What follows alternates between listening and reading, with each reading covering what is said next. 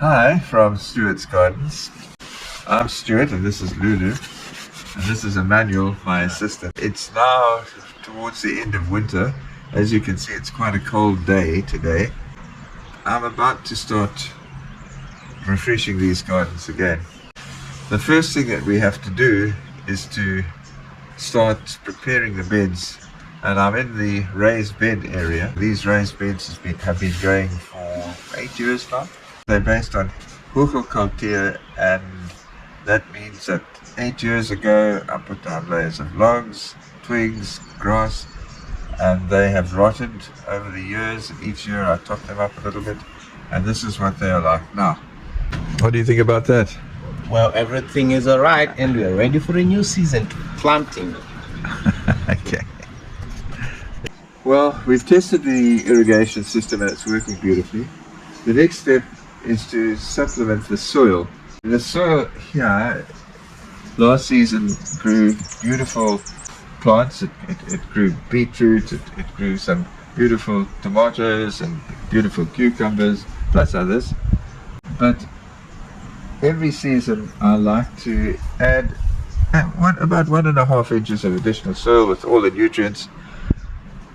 I don't want to disturb this too much because there's microorganisms in there, there's all sorts of nutritious nutrients in there, and the bacteria, algae and fungi that are needed to break it down and make it accessible to the plants. So I'm not going to damage that except for a couple of inches at the top.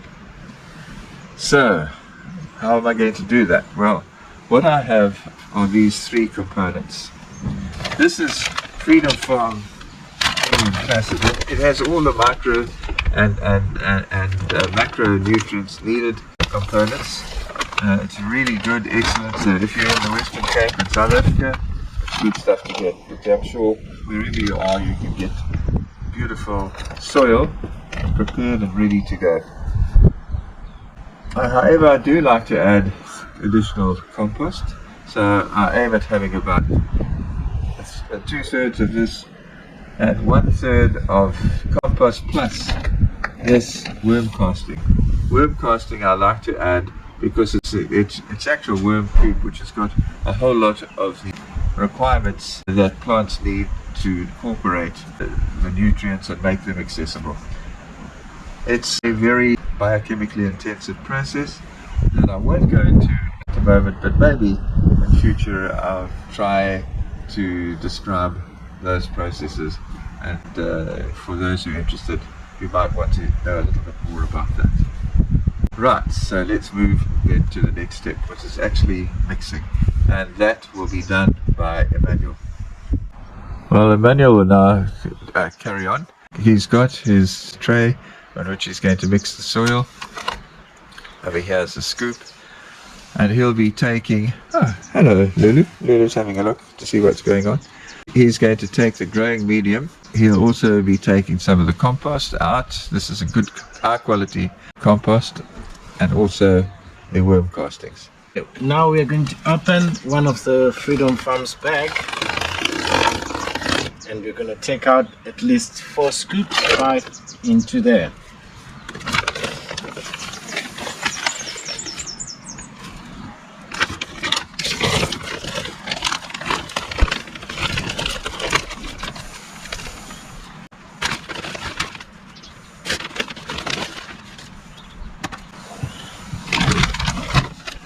Next, we check on the worm casting.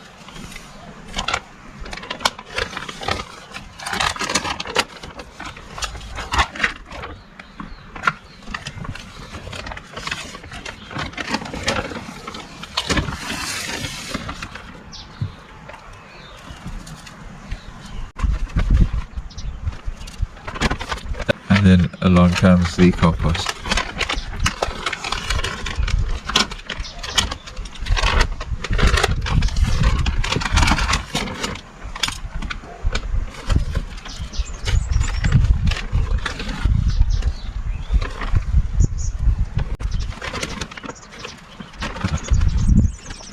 Now he'll mix this up, and then to soften it up he's going to put just a few handfuls of perlite to soften it up and also to increase its water holding capacity.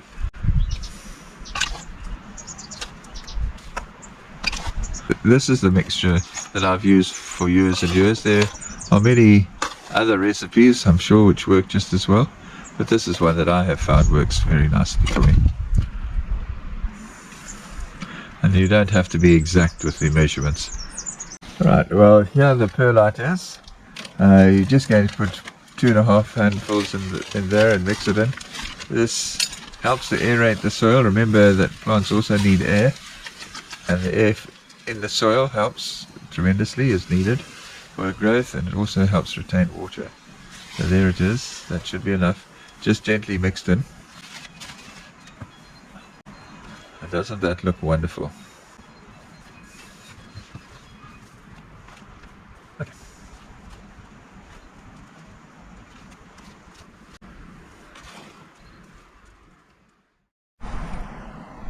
Okay, now the next step is to just gently break the soil. You don't want to dig too deep. Remember, we don't want to harm the microorganisms. So we just want to make sure it's nice and level. We just gently smooth it out. That's nicely done. And the next thing to do is to just sprinkle that in to about an inch or so, an inch and a half.